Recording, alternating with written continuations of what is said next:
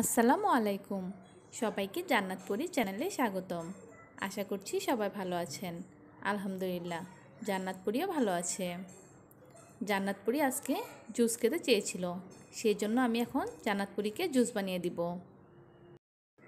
আমাদের বাসায় 3 ধরনের ফল ছিল, সেই জন্য আমি আজকে 3 ধরনের জুস বানাবো। সবগুলো জুসের মধ্যে আমি তরমুজের ছোঁয়া রাখবো, কারণ এখন গরমের দিনে তরমুজ খেতে খুবই ভালো লাগে।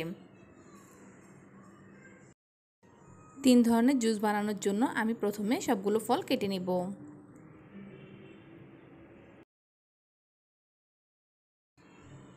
কিছুদিন পর রমজান আসছে। রমজানে কিন্তু জুস দিয়ে ইফতার করতেও ভালো লাগে,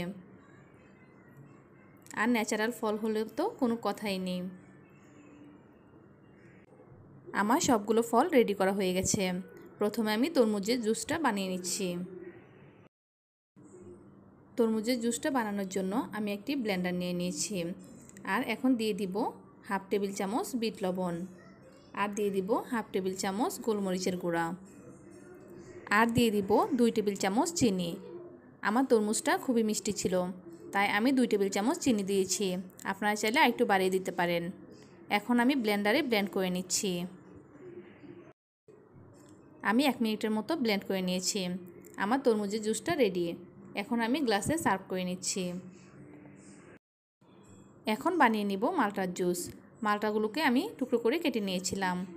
এখন দিয়ে দিচ্ছি হাফ টেবিল চামচ গোলমরিচের গুঁড়া আর হাফ টেবিল চামচ বিট লবণ, আর দিয়ে দিয়েছি তরমুজ। আমি এখানে তরমুজ ব্যবহার করেছি। দিয়ে দিচ্ছি 2 টেবিল চামচ চিনি, আর দিয়ে দিয়েছি 1 মগ পানি।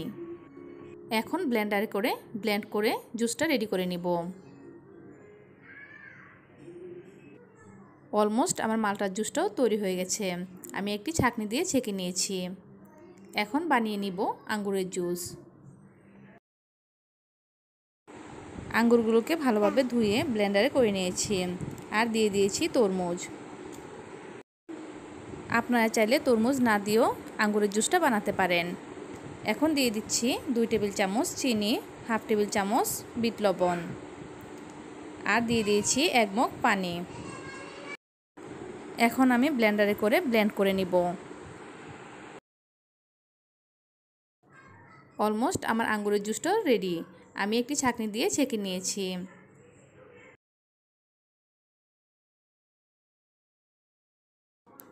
গরমের মধ্যে হালকা বরফ দিয়ে খেতে এই জুসগুলো কিন্তু খুবই ভালো লাগে। আপনারা ইফতার টাইমে এই জুসগুলো করে খেতে পারেন।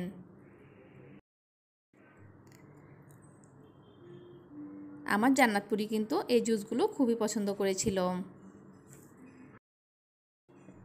আমি আজকে 3 ধরনের জুস তৈরি করেছি, কিন্তু সবগুলো জুসের মধ্যেই তরমুজের ছোঁয়াটা রেখেছি। খেতে কিন্তু খুবই ভালো লেগেছিল। আশা করছি আমার মেয়ের চ্যানেলটি আপনাদের ভালো লাগে। আমার মেয়ের চ্যানেলটি যারা সাবস্ক্রাইব করেছেন তাদেরকে অসংখ্য ধন্যবাদ। আর যারা এখনও সাবস্ক্রাইব করেননি তারা সাবস্ক্রাইব করে আমার মেয়ের পাশে থাকবেন। সবাই ভালো থাকবেন। আল্লাহ হাফেজ।